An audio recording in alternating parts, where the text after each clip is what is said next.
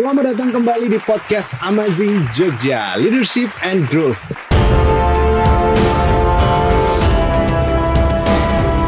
Ini adalah hasil kerjasama antara AMA Yogyakarta dengan Tribun Jogja. Dan tentu seperti biasa kita akan ngobrol seputar hal-hal yang menarik di kota Jogja kita tercinta. Tapi bukan obrolan biasa, karena kita akan ngobrol dalam perspektif ilmu manajemen atau perspektif manajerial. Nah, apa yang terbayang kalau kita datang ke Yogyakarta? Pasti kalau Anda wisatawan yang dicari adalah gudeg. Dan sore ini kita akan membicarakan soal menu spesial di Yogyakarta ini, gudeg. Kalau bicara soal gudeg, ada banyak sekali penjual gudeg di seputar kota Yogyakarta ini. Tapi yang didatangi oleh Dr. Terawan dan jadi langganannya Pak Gatot Nurmantio, Pak Hendro Priyono, dan banyak pejabat-pejabat ternama di negeri ini, tentu tidak semua gudeg akan didatangi. Nah, gudeg kali ini itu punya langganan orang-orang yang spesial, dan kita percaya pasti ada resep spesial di balik itu. Bukan hanya resep masakannya, tapi juga resep manajerialnya. Nah, kita akan langsung berbicara dengan narasumber kita, dan tema topik kita hari ini adalah memasak kesuksesan resep manajemen warisan kuliner Gudeg Sagan. Telah hadir di studio bersama-sama dengan kita Bapak Willy Sumaryanto. Selamat sore Pak Willy. Selamat sore. Sehat Pak Willy? Amin. Aduh, luar biasa. Ada juga penikmat gudeg Nusantara, penikmat gudeg Sagan yang akan menjadi pembahas dari AMA Jogja, Ibu Endah. Selamat sore Ibu. Selamat sore Mas Tris. Waduh, masih ingat rasanya gudeg Sagan Ibu? Enak. Satu kata enak. Satu kata banget. Nah, ini menarik ya, karena kota Jogja itu banyak sekali gudegnya. Dan seperti tadi saya sudah bilang bahwa kita akan mengupas bukan resep intinya, karena resep masakannya tentu nggak boleh dibuka ya, atau boleh Pak? Tapi resep kesuksesan atau resep manajerialnya. Tapi boleh diceritakan dulu nggak sih Pak, sejarahnya Gudeg Sagan itu dulu dimulai dari kapan Pak? Kalau sukses belum ya Mas, baru berproses. Waduh, itu jawaban orang sukses itu begitu. Nama saya itu Marinda. Ya itu baru proses Mas. Jadi ya, kita ini dari orang tua dulu kita. Cuman kita perbaiki yang dulu tidak ada, sekarang ada, hanya itu aja sih. Cuma soal rasa kan sama dari dulu juga. Modelnya kan kita akan ke basah ya, gudeg basah, yang bisa diterima oleh lebih banyak orang, bukan hanya orang Jogja, khususnya orang luar kota. Betul. Sejak kapan sih orang tua buka jual gudeg Pak? Zaman Jepang itu tahun 43 ya. Itu sekitar zaman Jepang itu 40. Memori apa yang masih menempel sekali di Pak Willy waktu orang tua jualan itu? Cerita dari ibu itu ketika dia jualan pakai bukan jari ya, pakai kain goni yang ada masih banyak kutu-kutunya. Wah. Itu yang sangat berkesan dari cerita. Dan jualannya di mana Pak? Di stasiun Tugu. Mutar atau enggak, berhenti di depan stasiun Tugu itu kan. Depannya atau bank apa itu ya, yang ada bangunan kuno itu, Bank Jakarta dulu kalau nggak salah. Dulu Bank Jakarta. Ya itu depan. Yang itu ada kuliner juga atau memang ibu yang merintis? Ibu dulu yang merintis. Ya. Ibu yang memulai. Ya, ibu yang memulai. Wow. Ikut jualan nggak waktu itu Pak? Enggak, saya masih belum, saat itu belum lahir. Terus kebetulan kan ibu menikah dengan seorang militer, jadi itu nggak diteruskan. Terus ganti adik-adiknya. Nah, adik-adiknya ada salah satu gudeg yang di Jogja juga. Nah, saat itu diteruskan beliau, terus nggak diteruskan lagi, terus kita yang meneruskan. Nah, sejak kapan Pak Willy sadar bahwa saya harus jadi penerus gudeg ini? Saat orang menganggap remeh. Oh gitu. Iya. Momennya apa Pak? Momennya ketika itu gudeg ini kan cenderung makanan yang ecek-ecek ya, kaki lima tempatnya, ya kayak gitulah nggak bersih. Saya berpikir pada saat itu saya berpikir kalau dimodernisasi pasti lebih bagus, dikemas lebih bagus gitu. Ya akhirnya kita merintis juga dari kaki lima. Terus kita punya tujuan nanti akan kita bawa seperti pada restoran pada umumnya, kayak gitu ya. Alhamdulillah sekarang sudah sampai proses seperti ini. Betul, dan luar biasa loh. Amin. Waduh. Menarik karena Pak Willy tadi sampaikan ada kegelisahan gudeg itu kok identik dengan kaki lima, kebersihannya, tempatnya itu kok ada yang merasa kurang nyaman gitu Pak Willy. Nah, jadi sejak kapan Pak Willy mulai merintis ide itu untuk mewujudkan saya pengen punya restoran yang proper untuk gudeg yang punya standar sesuai pikirannya Pak Willy? Saya 2003 itu mulai buka di 7 September ya. Itu mulai dari kaki lima, dari 1 ayam, 30 telur itu bisa 2 hari baru habis. Itu pelan-pelan sampai kemudian dibantu sama salah satu TV swasta ya. Itu menambah kenaikan menjadi tambah 500% kenaikan itu ya. Wow. Tuh. Nah, terus itu saya terus berpikir bahwa ketika saya kepingin gudeg ini sama dengan masakan-masakan luar yang kemasannya pasti seperti itu. Oke. Nah, akhirnya ya tujuan saya tercapai di situ. Saya bisa mengangkat gudeg ini bukan sekedar makanan kaki lima, tapi bisa diekspos lebih pantas lah ya. Gitu. Tapi resepnya sama Pak? Sama, ada perubahan-perubahan sedikit karena dulu kan sebenarnya kembali ke zaman tahun sebelumnya ya, zaman Jepang. Dulu kan tidak ada moto ya. Iya, betul. Micin itu. Nah, terus kemudian dipakai itu, terus sekarang enggak kepingin pakai itu. Sekarang nggak kepingin pakai itu lagi? Karena ada beberapa saran dari dokter ya.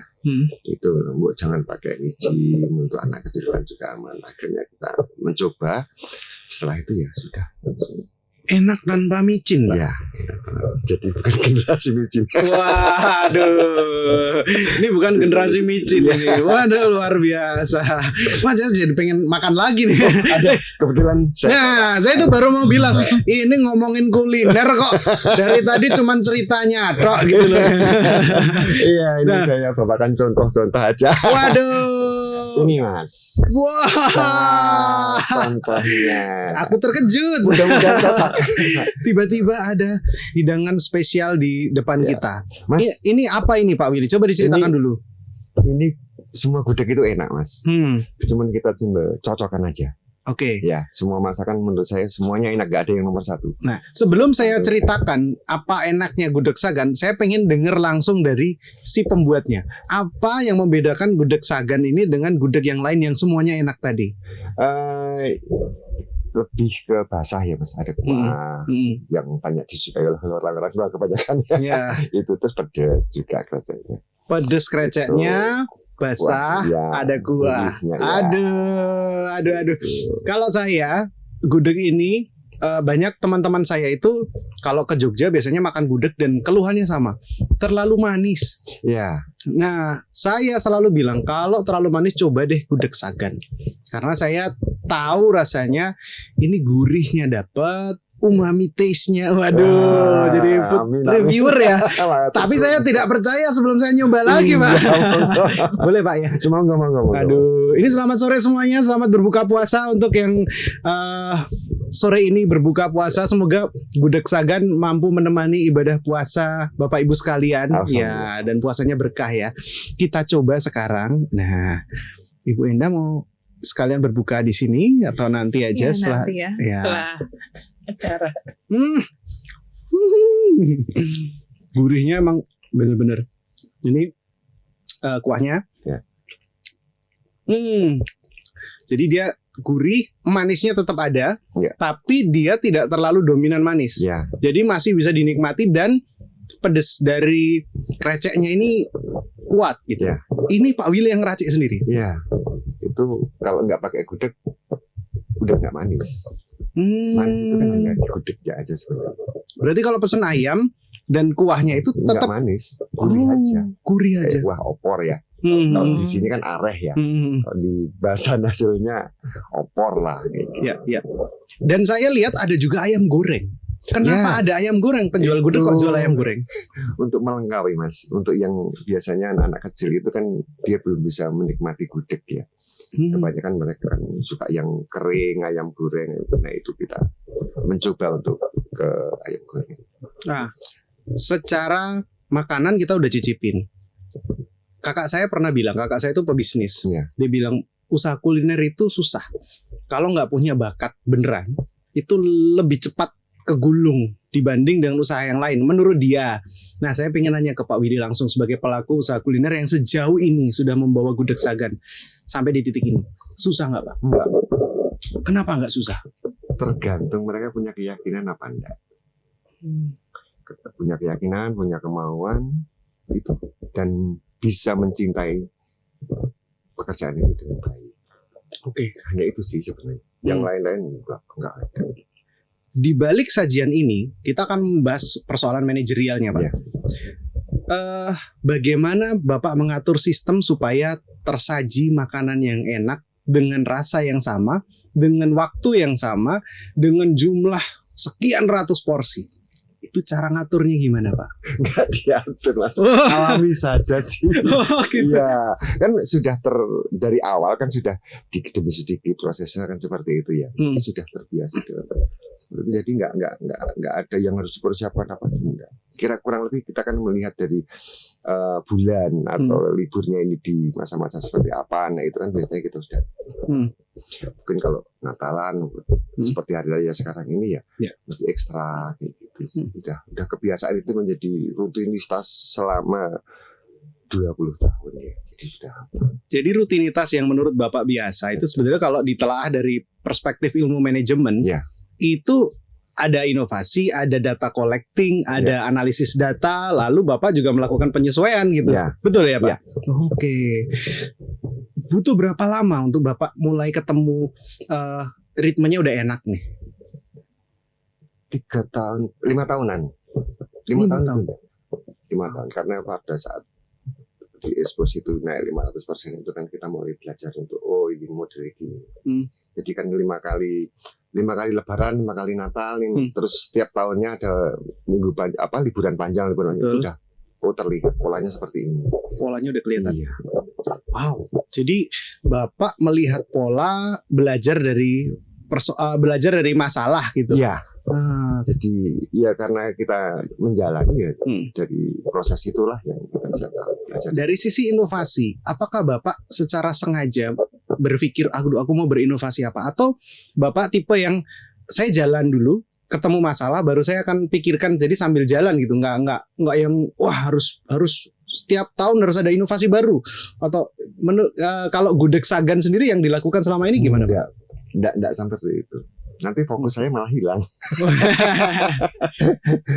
Ya, jadi kalau saya lebih mengalir aja di prosesnya. Seperti adanya ayam goreng itu juga cuma mengalir aja. Saya mencoba. Itu aja sih yang terjadi. Jadi menemukan masalah, anak-anak waktu makan gudeg kok nggak makan? Ya, salah satunya itu. Dan mereka biasanya kan awal mulanya cuma dari nasi atau bubur ya. Maaf sekarang saya nggak bawa bubur. Nasi sama areh. Bubur sama areh itu. Dan itu sebenarnya kalau bubur, tapi saya nggak bawa. Itu untuk konsumsi untuk di bawah 5 tahun ya. Terutama 1-2 tahun lah. Pergantian dari ASI ke nasi ya. Itu bubur itu sebenarnya untuk anak kecil, tapi ternyata yang makan malah justru ya, karena kan kita hati-hati ya, anak kecil itu kan masih sensitif pencernaannya ya. Jadi tapi ternyata ya malah anak kecilnya nggak pernah dia makan bubur. Kok sejauh itu Bapak mikirnya ya? Ya, karena kepingin ada generasi berikutnya ya. Kalau tidak kita kalau namanya kerja kuliner kayak gini kan, yang kita pikirkan nanti ke depan seperti apa. Jadi sekarang ini tinggal jalani aja. Nah, kita beralih dulu ke penikmatnya, Pak. Sebagai penikmat dan juga akademisi di bidang manajemen, menurut Bu Endah, apa yang menjadi kunci sukses dari Gudeg Sagan ini, Pak? Oke. Kalau saya melihatnya selain penikmat ya, saya melihatnya yang pertama karena ada value-value yang tidak dimiliki gudeg. Yang pertama tadi sebenarnya udah disebutkan ya tentang tadi ya, nggak manis banget, jadi nasional yang bisa dimakan semua orang, yang notabene kayak teman-teman saya dari Jakarta kan nggak terlalu suka manis banget kan. Jadi ya udah pernah nyoba yang tetangga sebelah gitu, yang legend, oh ternyata beda gitu. Terus kedua yang unik lagi, jarang banget emang tempat gudeg itu yang tadi ya value-value-nya yang menyediakan menu yang di luar gudeg. Jadi nggak terlalu suka gudeg, kita bisa nongkrong bareng, termasuk tadi anak-anak ya, makan ati, ada bebek kayak gitu. Jadi kita bisa punya pilihan lain gitu di luar gudeg. Yang menikmati gudeg ya silahkan, tidak apa-apa gitu. Value lain yang saya lihat di tempat lain tidak saya temukan itu tadi tidak menggunakan micin ya, walaupun generasi sekarang micin itu yang kok tetap enak gitu ya. Tentunya kita di sini udah perjanjian ya, nggak mau ngebuka separasi ya, kenapa tetap enak walaupun tanpa micin. Itu yang harus dipertahankan, dan itu nggak bisa semua masakan itu yang tanpa micin itu kan, yang justru bikin enak kan, ya, entah judulnya bukan micin sekarang tapi tetap itu namanya micin juga saudaranya ya. Mungkin itu. Terus yang keempat, live musik ya, itu dilakukan nggak cuman Sabtu Minggu, tapi tiap hari, dan si penonton juga boleh ikut nyanyi. Waduh, itu juga poin gitu. Jadi kenapa tempat lain gitu ya, itu juga. Terus yang kelima mungkin tempatnya ya, kalau di rumusan ekonomi itu manajemen itu ada 12P ya. Salah satunya adalah place, tempatnya itu strategis dan nggak ya di tengah ya, itu kan di middle ya, nggak di tempat orang yang tadi ya, tempat teman-temannya di vigilan gitu kan, enggak. Jadi itu kan orang misalnya habis dari mall ya kan, dari yang Amplas lah, Pakuwon lah, yang Galeria, itu benar-benar ngepas banget tempatnya. Itu juga bikin orang yang udahlah nggak usah ke sana, kalau di sana kan dia harus muter ya, seperti itu. Terus yang keenam tadi ya, sudah dikenal emang dari dulu gitu. Jadi orang yang udah tesnya udah itu ya nggak akan itu tadi ya, pelanggan ini jadi loyal karena kerasa. Kerasa. Kalau ke makanan sebetulnya itu poinnya. Mereka tuh pelanggan yang datang, bukan tamu. Kalau tamu itu dia biasanya diajak sama temennya. Jadi dia akan datang sendiri ketika tahu rasanya enak kan, seperti itu. Jadi loyalty pelanggannya cukup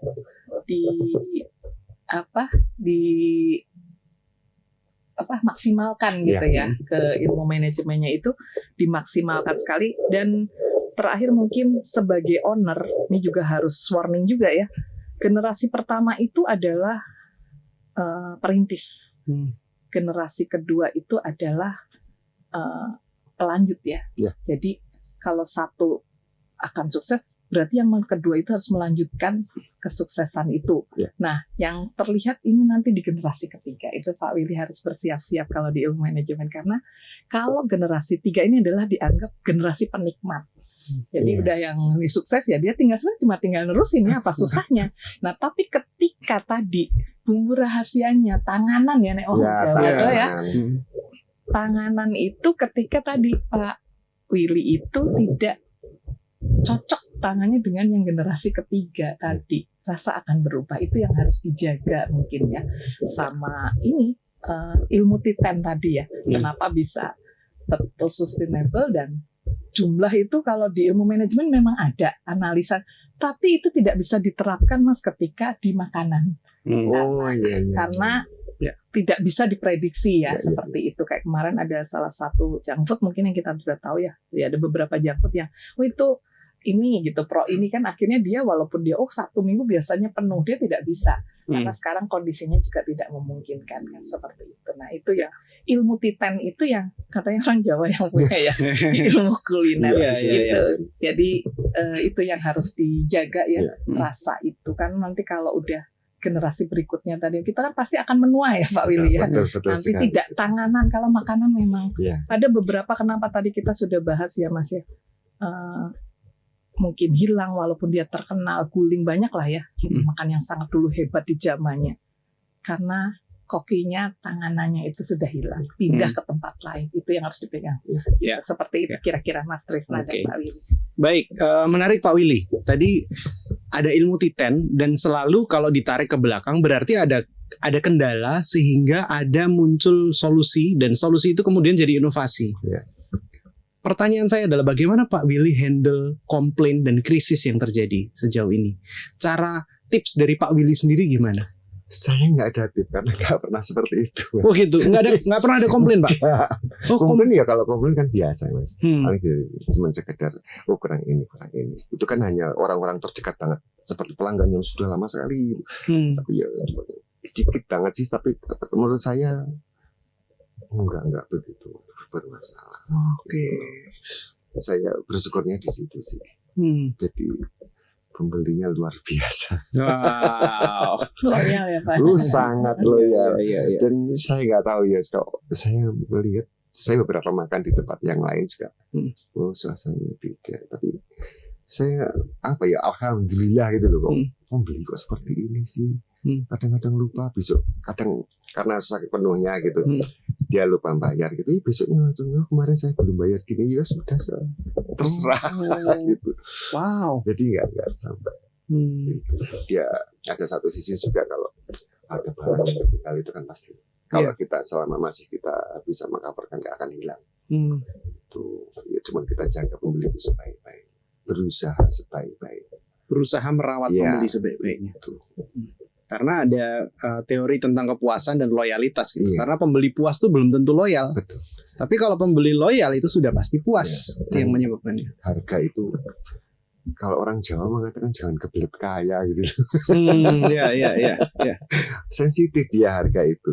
Saya pikir kalau segini saya udah untung, ya sudah lah, nikmatin aja. Karena kita kan masing-masing bawa rezeki ya. Iya. Itu banyak atau sedikit kan. Wih, ini menarik loh kalau ngomongin harga. Boleh ya Pak? Ini Gudeg Sagan itu menurut saya segmennya itu malah menengah sampai ke atas. Bener nggak persepsi saya tentang menengah malah ke bawah. Menengah ke bawah? Ya. Oke. Bukan menengah ke atas. Padahal yang datang orang-orang atas Pak. Mereka beli rasa. Oke. Resepnya apa? Kok orang-orang terkenal ini ke tempat Pak Willy dan ke Gudeg Sagan itu? Saya pikir itu hanya dari mulut ke mulut ya. Karena kita nggak menggunakan media sosial juga enggak. Cuman banyak di beberapa TV swasta yang expose. Jadi mungkin untuk penasaran dari beliau. Tapi bagi saya ada satu kunci lagi, karena tadi Pak Willy sampaikan, Pak Willy memang punya mimpi membangun gudeg ini naik level. Tempatnya yang bagus, nyaman gitu. Dan saya percaya para orang-orang ternama itu juga butuh kenyamanan, betul kan Pak? Jadi kalau tempatnya kok kotor, bau, pinggir selokan mungkin gitu, ya kemungkinan mereka nggak akan datang sekalipun rasanya enak mungkin. Ya, jadi memang betul ada rasa, tapi di balik itu ada. Kalau bagi saya Pak Willy sendiri sudah punya visi untuk membawa ini naik level. Apa yang kita makan yang sesuai ya, dia harus kita berikan yang lebih baik. Oke. Jangan standar gitu, tapi harus di atas gitu. Memberikan pelayanan pada orang, makanan apapun itu harus lebih dari apa yang kita makan. Dari kebersihannya, semuanya. Itu nomor satu. Pak Willy cinta sama industri atau bisnis kuliner ini? Sangat mencintai. Apa yang sudah dikorbankan untuk cinta itu? Karena orang bilang kan cinta itu berkorban. Pikiran, tenaga dan segala. Pikiran, tenaga dan segala. Oke. Dari sisi fisik sendiri, apa yang berubah sejak mengelola bisnis kuliner ini, Pak? Yang berubah, jam tidur mungkin. Jam tidur iya pasti ya. Kalau malam dipakai malam dipakai siang dipakai malam. Itu sudah berjalan sejak 2003. Ya, sampai 2023. 20 tahun. 24 sekarang. 21 tahun. September besok ya. September. Dan itu polanya sudah seperti itu dari dulu. Malam untuk tidur, malam untuk kerja, siang untuk tidur. Jadi saya kalau pagi nggak menerima tamu, baru kali ini ada jadwal aja. Sore hari sudah kesini. Terima kasih Pak Willy. Salah Pak. Jadi secara sosial juga nggak pengaruh Pak. Teman-teman dulu nongkrong kan sore gitu. Atau malah diajak ke tempat yang sering-seringnya dia datang ke gudeg. Gitu. Wow. Jadi tenaga, waktu, pikiran tidak pernah ada rasa bosan Pak? Enggak sih, bahagia aja. Karena memang mungkin saya di situ. Passionnya di situ. Nah, jangan pernah bosan sih untuk rezeki ya. Waduh. Betul Pak, rezeki nggak boleh dibosenin, betul. 2019 terjadi COVID. Ya. Semua industri terdampak. Ya. termasuk industri pariwisata dan juga tidak bisa lepas industri kuliner yang di dalam jadi bagian penting dalam industri pariwisata. Nah, bagaimana Pak Willy menghandle krisis pada waktu itu? Krisis COVID itu kurang iya. Cuman apa ya, kita selama 2019 berarti sekitar 2021 ya. sebelumnya berapa? Sebelum COVID itu berarti 19. 19 tahun ya. 19 tahun ini selama itu saya sudah diuntungkan dengan karyawan bekerja keras seperti itu. Ya. Kalau saya dengan adanya COVID saya terus meliburkan dia, seperti itu saya nggak bijak ya. Saya tetap akan merekrut dia. Di 3 minggu pertama saya mau libur. Pada situ saya stres berat karena karyawan libur, semuanya nggak ada kegiatan apa. Tapi itu saya berpikir, saya menemukan bagaimana kalau selama ini mereka datang ke kita, pembeli itu datang ke kita. Saya ingin bagaimana caranya saya datang ke mereka. Itu aja. Akhirnya timbul ada vakum, frozen. Itu. Nah, itulah yang bisa mengcover tetap jalan. Jadi nggak merasa terus jatuh, terus apa ya, nggak bisa apa-apa, enggak sih, tetap kita jalan. Cuman memang berbeda dengan hari biasa ya. Tapi di saat COVID kita bisa seperti itu kita masih bersyukur sekali. Yes. Karena dengan COVID itu kita malah justru sampai ke luar negeri. Itu bisa sampai Singapura, Malaysia, Hong Kong kan gitu. Karena kok vakum ya Pak ya? Vakum. Jadi itu yang hikmahnya yang luar biasa itu. Ya. Bahwa Tuhan akan memberikan yang terbaik pasti. Waduh. Jadi bukan hanya warungnya yang vakum, tapi gudegnya vakum ya. Gudeg frozen. Sekali lagi saya menemukan titik di mana krisis yang dihadapi Pak Willy justru membuat inovasi muncul. Iya. Karena respon terhadap krisis. Iya. Sekalipun dalam proses itu stres juga terjadi. Selama 3 minggu stres. Betul. Saya membayangkan 3 minggu stres itu tadinya bangun tadinya pagi tidur, malam kerja, tiba-tiba ketip gitu. Itu gimana itu prosesnya Pak? Dan itu kan menjadi masalah di keluarga ya. Karena ketakutan akan COVID. Saya berpikir pada saat itu, ya kalau saya mati masalah COVID ya sudah loh. Mati karena hidup, saya berpikir begitu ya. Saya nggak pedulikan hal itu. Jadi keyakinan saya harus tetap jalan, nggak bisa tidak. Jangan hanya karena COVID kita menjadi lemah semuanya nggak bisa apa-apa. Saya nggak mau itu. Ya, Oke.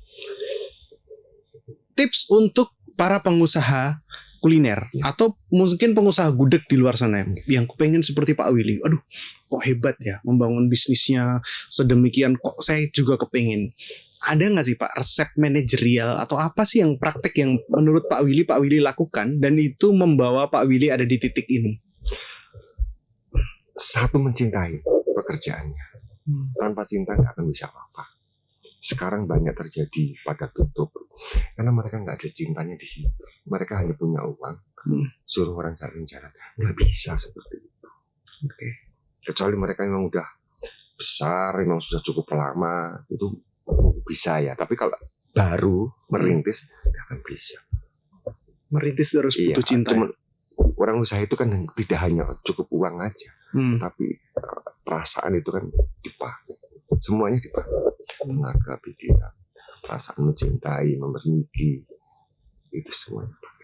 Yang pertama juga keyakinan bahwa kita bisa melihat ini bisa untuk kita apa enggak. Kalau enggak ya jangan sekali. Tapi dasarnya cinta. Semuanya karena cinta. Iya, cinta. Mari kita nyanyi semua. Tanpa cinta semuanya akan. Saya nggak akan kesini kalau nggak ada cinta. Cintanya ke gudeg. Cintanya ke gudegnya atau ke industri kulinernya? Semua. Saya nggak bisa satu persatu.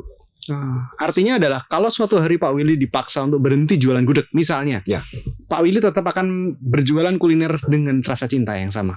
Betul. Semua saya dari bekerja sebelum gudeg pun saya dengan perasaan cinta. Saya pernah kan di bidang yang lain, jual beli mobil itu kan pernah sebelum krisis 98 ya. Krisis itu saya mendapat keuntungan yang sangat luar biasa. Diuntungkan dengan bisnis itu. Betul. Nah akhirnya saya berhenti. Saya nggak mungkin melihat bahwa mobil ini tidak akan mungkin punya keuntungan selebih dari 98 itu. Betul. Setelah itu tahun 2000 saya berhenti. Saya beralih ke tanah. Ke tanah saya jalan 3 tahun. Saya beralih ke kuliner. Wah. Dari kaki lima. Jadi Dari nyaman ke Yunan terperosok. Waduh. Karena itu sengaja ya. Betul. Karena betul. saya pingin seperti apa sih rasanya orang Reposo itu. Oh gitu. Iya. Berarti Saya kaki lima belum pernah saya rasakan ya. Ya. Saya mencoba ingin merasakan seperti apa. Gitu. Oh ternyata seperti ini. Kayak menunggu yang datang cuma lalat aja pada saat itu. Ini menarik, Pak Willy bilang dulu bisnis mobil, lalu bisnis tanah, Ya. lalu sekarang bisnis kuliner. Ya. Tapi karena bisnis kuliner sekarang bisa beli mobil dan tanah. Jadi semua berhubungan, Pak. Oke. Baik, Bu Endah, boleh nggak beri statement terakhir? Berarti rahasia suksesnya Gudeg Sagan ini kalau diringkas apa? Baik, rahasia suksesnya satu, sangat mencintai apa yang dilakukan. Itu mencintai pekerjaan, mencintai kuliner, mencintai gudeg itu yang memang sudah dirintis dari nenek moyang itu yang harus dilestarikan. Dan terima kasih sekali karena termasuk generasi penerus yang mau, tidak semua generasi mau meneruskan, dan alhamdulillah Pak Willy adalah salah satu yang bisa meneruskan kuliner ibunya yang dengan rasa dan cita rasa yang berbeda dengan yang lain. Itu warisan leluhur yang harus tetap dijaga. Betul kira-kira. Dan bagi saya warisan yang diturunkan oleh ibunya Pak Willy itu bukan hanya warisan resep, tapi warisan kecintaan Pak Willy terhadap masakan itu sendiri. Wow, luar biasa. Terima kasih sekali Pak Willy atas inspirasi yang sudah dibagikan. Semoga inspirasi ini mendorong orang-orang untuk kemudian menyadari dan mencintai bidang yang digeluti. Apapun itu, persoalan gudeg ketika dicintai, digeluti, waduh, jadi rumah, jadi mobil, jadi banyak hal. Iya, jadi sebuah industri yang besar gitu. Jadi betul-betul dengan cinta. Karena itu yang nonton juga kalau ingin merasakan masakan gudeg yang dimasak dengan cinta, datanglah ini. Sensasinya berbeda. Datanglah ke Gudeg Sagan karena bukan hanya persoalan makanannya, tapi ternyata melihat anak-anak butuh makan, ini orang butuh tempat duduk, ini butuh. Jadi semua dipikirkan karena dasarnya cinta. Ya. Oke. Terima kasih Pak Willy, terima kasih Bu Endah sekali lagi atas apa yang telah dibagikan. Kita ketemu lagi di episode Amazing Jogja berikutnya. Terima kasih dan juga untuk para penonton yang ingin memberikan saran. Kira-kira siapa lagi nih yang menarik atau fenomena menarik apa di bidang manajerial di sekeliling kota Jogja yang ingin dibahas. Karena itu silahkan kirimkan pesan Anda melalui official account kami untuk nanti kita akan hadirkan pembicara tersebut dan kita kupas inspirasi manajerial di balik kesuksesan atau kisah sukses orang-orang tersebut. Sampai jumpa di lain kesempatan, sampai jumpa di episode berikutnya. Kami undur diri dan bye-bye.